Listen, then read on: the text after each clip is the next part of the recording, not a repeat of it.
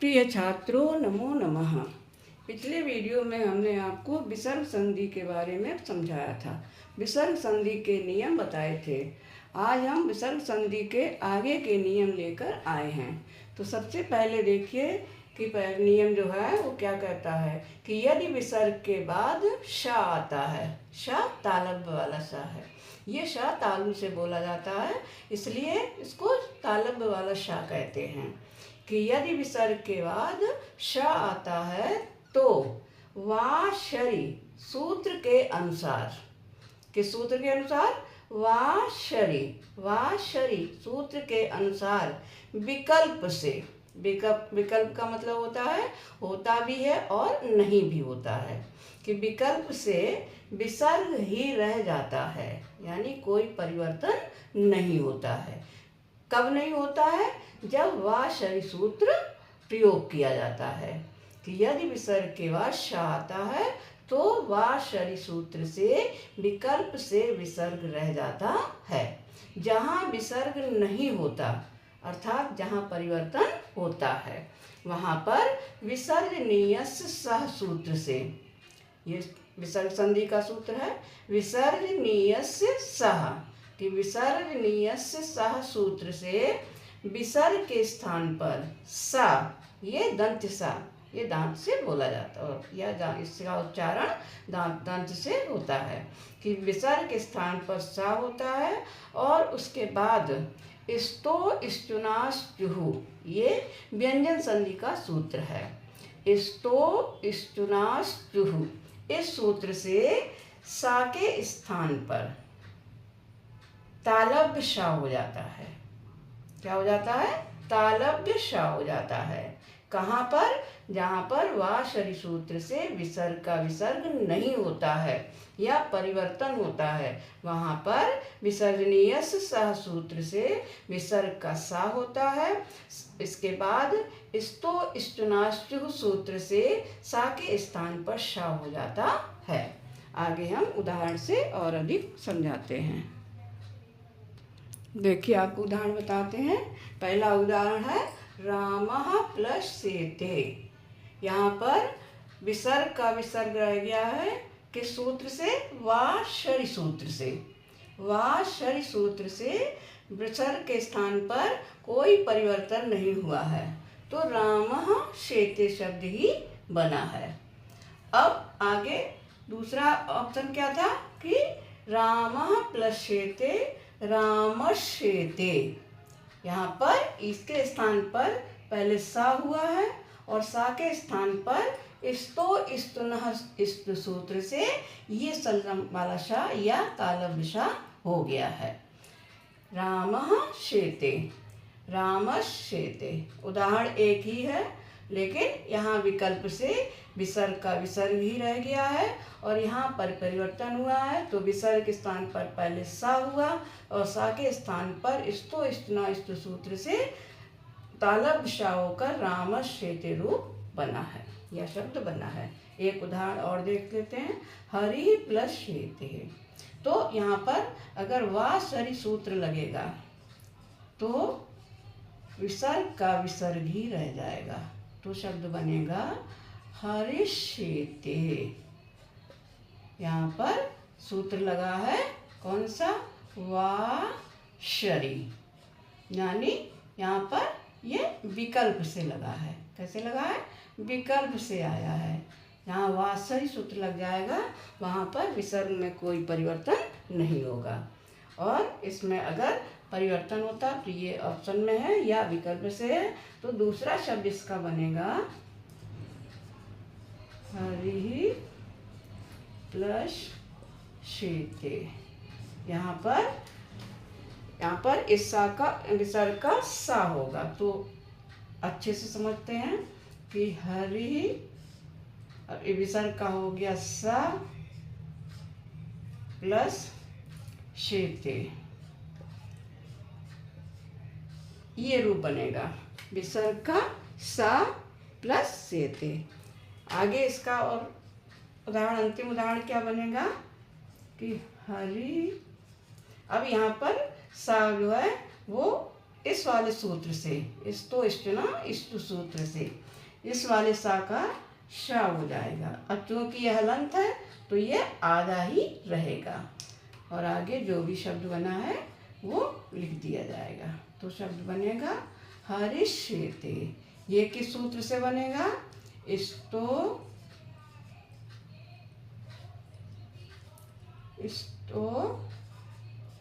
इष्टुना इष्टु, इस सूत्र से। ये आपने सूत्र व्यंजन संधि में भी पढ़ा है। तो दोनों उदाहरण आपको बताए कि जहाँ पर विकल्प से होता है वहाँ पर विसर्ग का विसर्ग रह जाएगा, जहाँ ये सूत्र लगेगा वहाँ पर विसर्ग का श होगा और श का ये वाला संजम वाला श या तालब श होकर रामश्येते रूप बनता है। जैसे यहाँ उदाहरण में और समझाया है कि विसर्ग का स हुआ है। अगला नियम है विसर्ग के बाद श षटकोण वाला या मूर्धन्य स होने पर वाशरी सूत्र से विकल्प से विसर्ग ही रह जाता है। जहाँ परिवर्तन होता है वहाँ इष्टुना इष्टु सूत्र से मूर्धन्य श हो जाता है।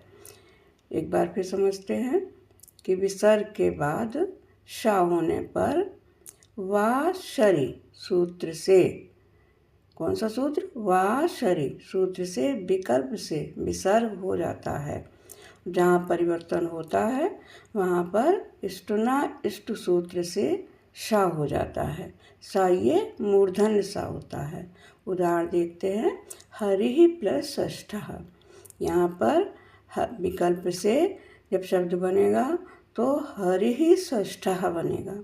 इसमें शब्द में कोई परिवर्तन नहीं होगा लेकिन प्लस का चिन्ह केवल हट जाएगा। ये किस सूत्र से बनेगा?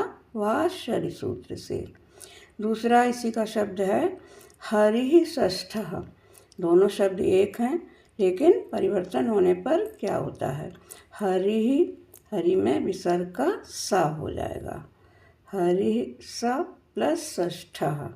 यहाँ पर मूर्धन्य सा का प्रयोग किया गया है तो शब्द बनेगा हरिस।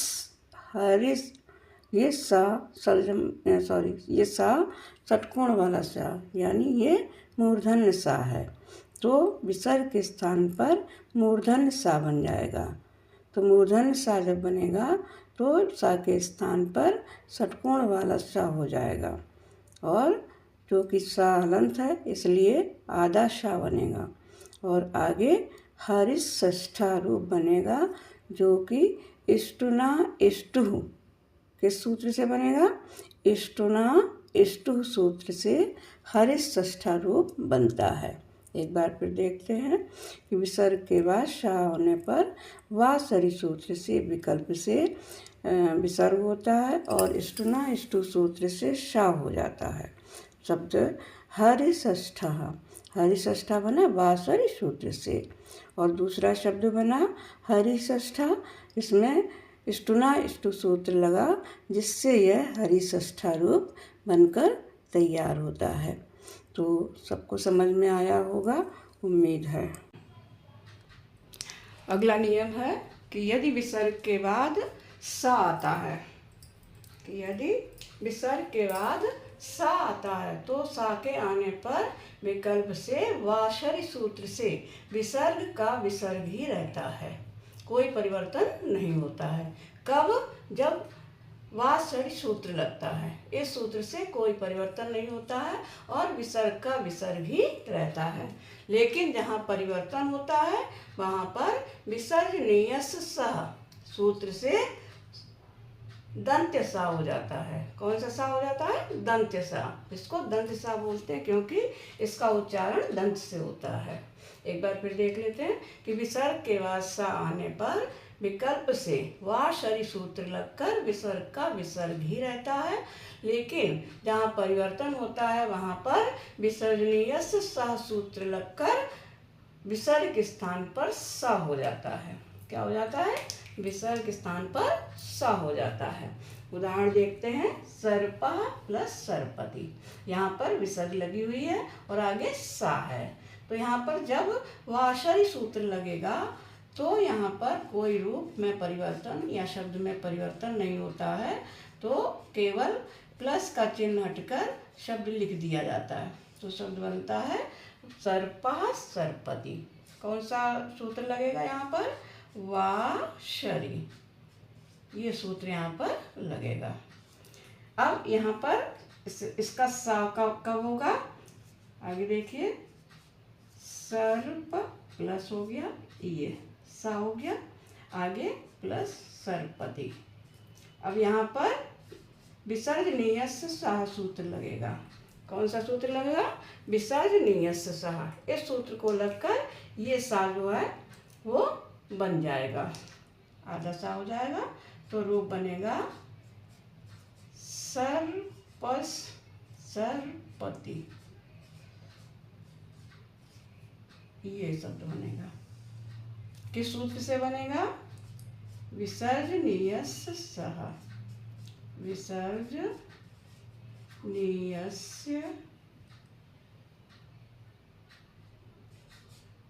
विसर्जनीयस्य सः। इस सूत्र से हमारा परिवर्तन होगा, तो सा का सा, विसर्ग का सा हो जाएगा, विसर्ग स्थान पर सा हो जाएगा।